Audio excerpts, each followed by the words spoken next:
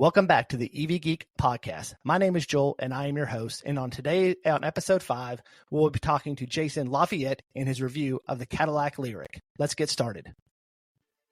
This podcast is sponsored by Evolve Auto. Evolve Auto is one of the South's exclusive EV dealerships specializing in pre-owned Teslas. Evolve Auto ships to 48 states and provides top-notch customer service and financing.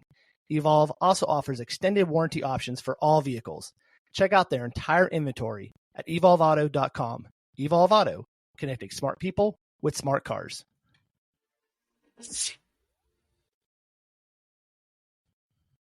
All right, welcome to the podcast today, Jason. How are you doing today? I'm doing great, Joel. How you doing? Doing all right. So tell us a little bit about yourself before we get started. Well, Jason Lafayette. I live here in Arkansas, originally from California. I still say that, although I've been in Arkansas longer than I was ever in California. But the IT director for a regional law firm here in Little Rock and neighboring states. And I've kind of just been in the tech space for the last 20 plus years, and I'm an early adopter of EVs. All right. So tell us a little bit about the make and model and spec of your Cadillac Lyriq, because I will say there's not a lot of these out in the road right now. So I'm curious to what you got and kind of how you got it. Okay.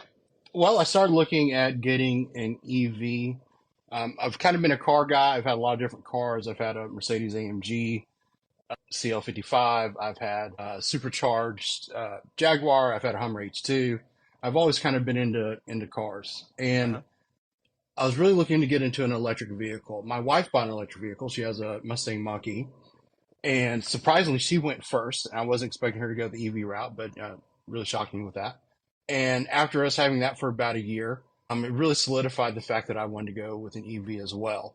And doing all my research, there still wasn't a lot of cars available that really fit my needs as far as what I wanted. I'm a bigger guy, so I wanted a car with some size, like a lot of features. I like luxury. I like to be a little bit pampered in my cars. And there was the promise of the Cadillac Lyriq.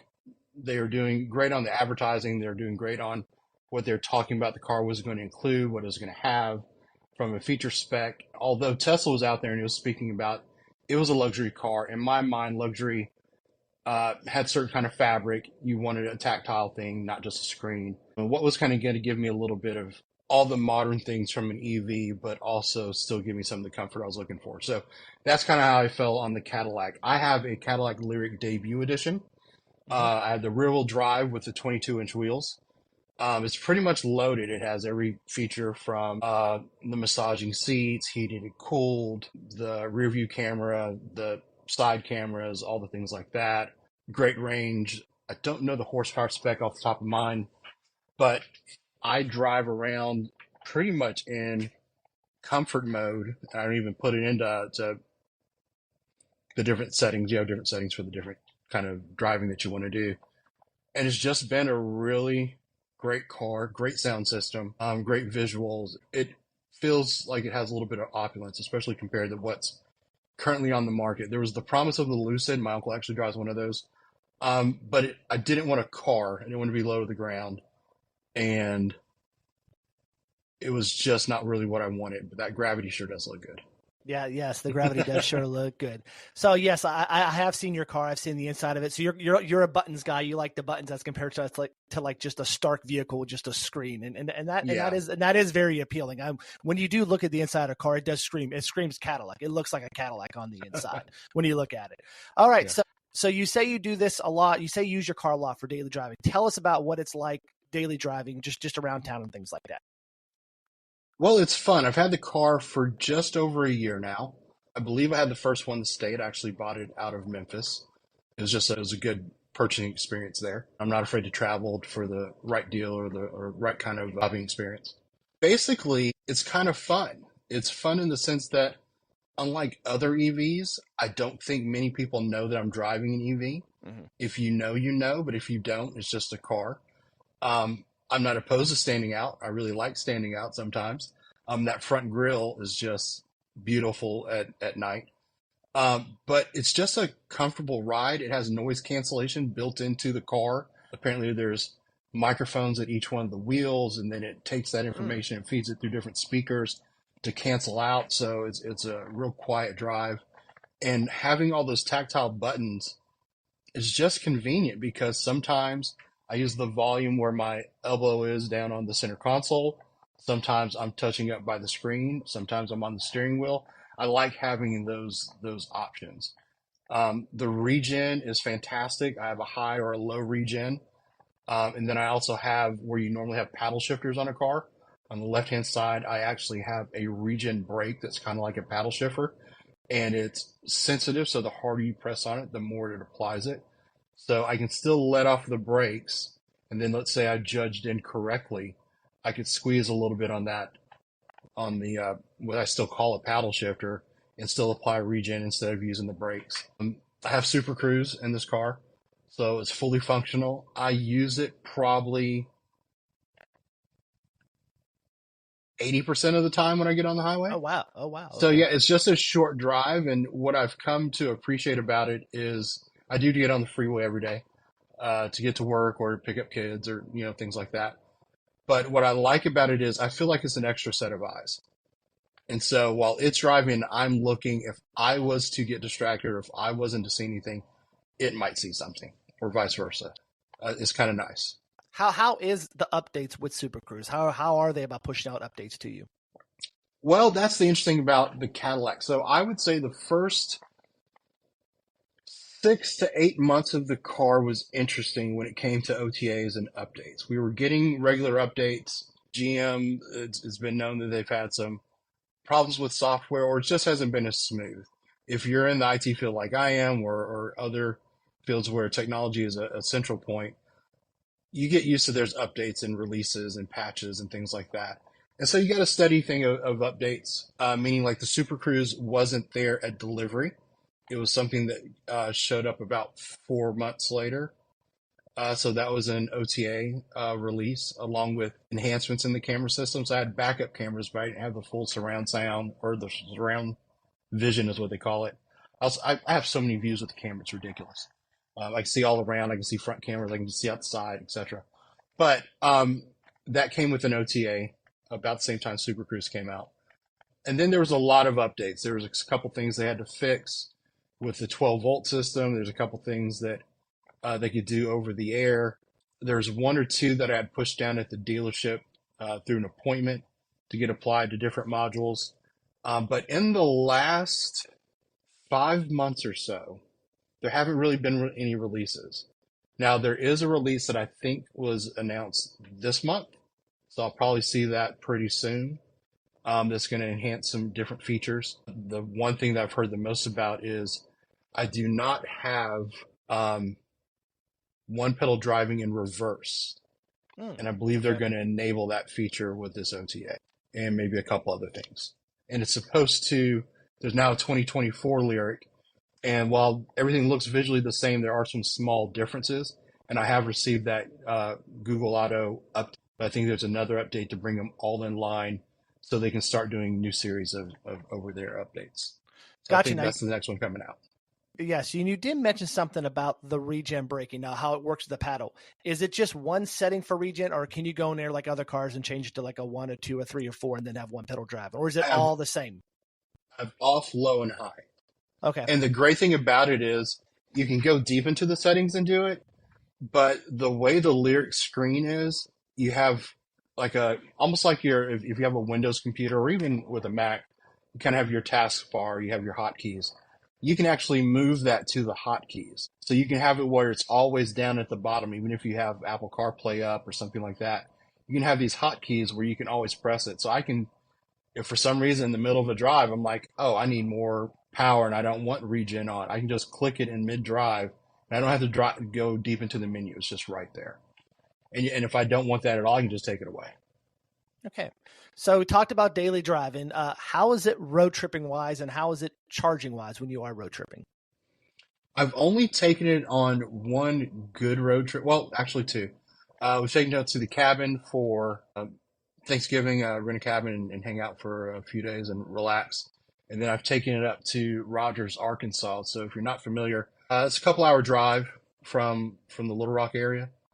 And what's great about that is, and now's a very interesting time, and I'll explain it, but I was able to drive from my home all the way to the office that I was going to in Rogers, and I still had almost 90 miles of range left. Oh, So I wow. didn't stop and charge at all. So it's pretty Um, efficient on the drive.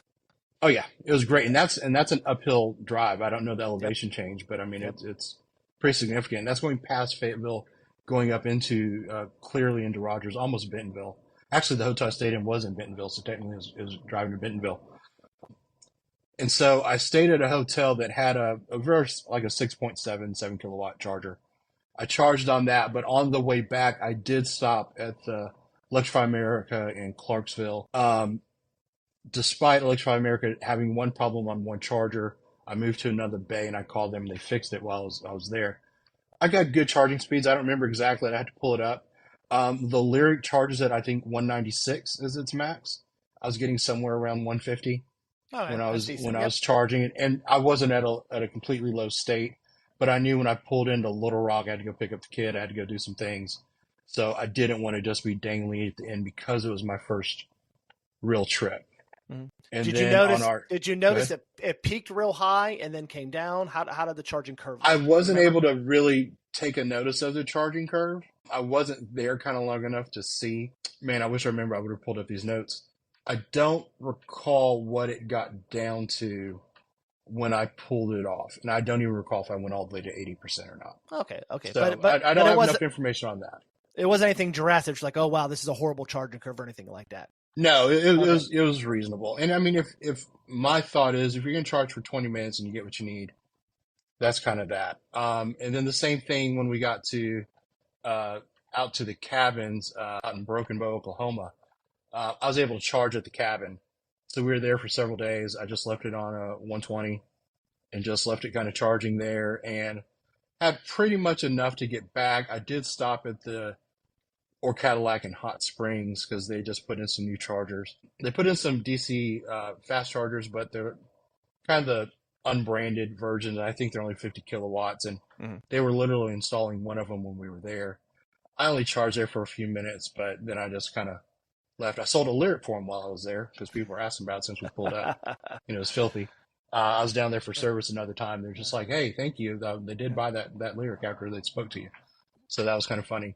But yeah, I haven't.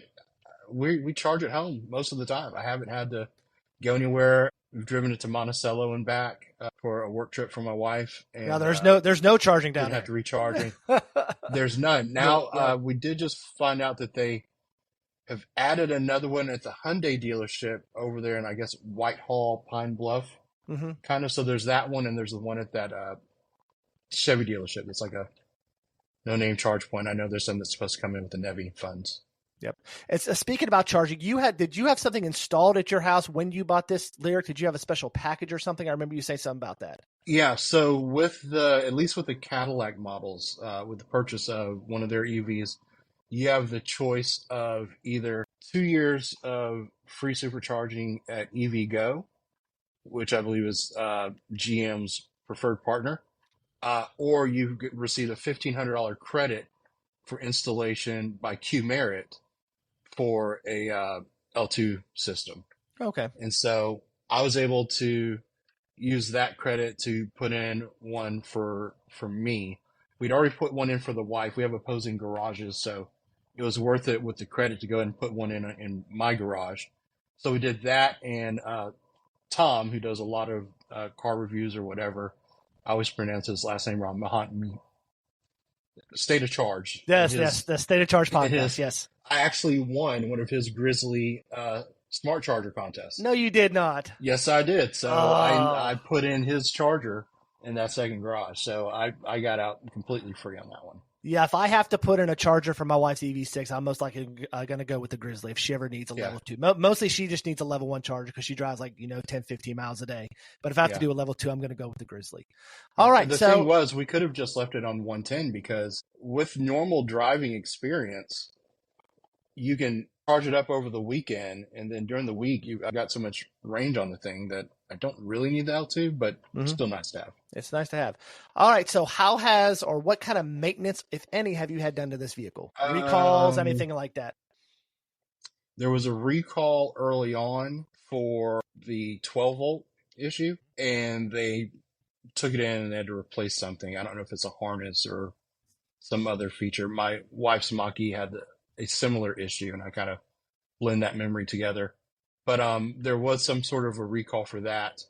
Other than that, everything's pretty much been OTAs. I had some sensors going off that were inconsistent when it came to. I would start the car and it would say that it has pedestrian camera kind of sensors, and it has different things, rear, car, bike, different sensors like that that would go off and it would say like unavailable. And I did have to take to the dealership and have them run some module upgrades for the vehicle. But since I ran that, I haven't done anything in the last 6 months plus. Yeah, it's funny how many cars are having that 12-volt issue. I mean, my wife, we've been battling a 12-volt issue with her Kia and actually had to replace the 12-volt battery with just less than 30,000 miles on the car. So it's interesting how they're having those issues. All right, so and then overall pros and cons of the vehicle, and if you had to, would you buy it again or would you look at another EV? Great question. I'll mull on that. Pros and cons. Pros, it rides like a Cadillac.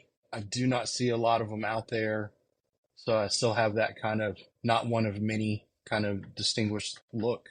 I love the lights. I love the way I feel when I walk up to the car or walk away from the car.